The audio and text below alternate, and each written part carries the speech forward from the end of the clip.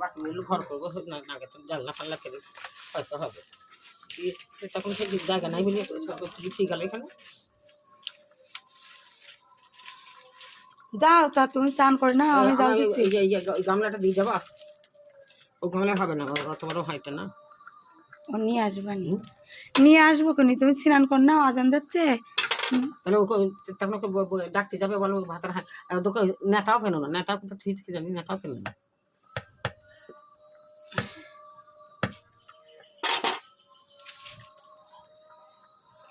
ও এক মুঠি খাই নি তোর দুপুরবেলা এখানে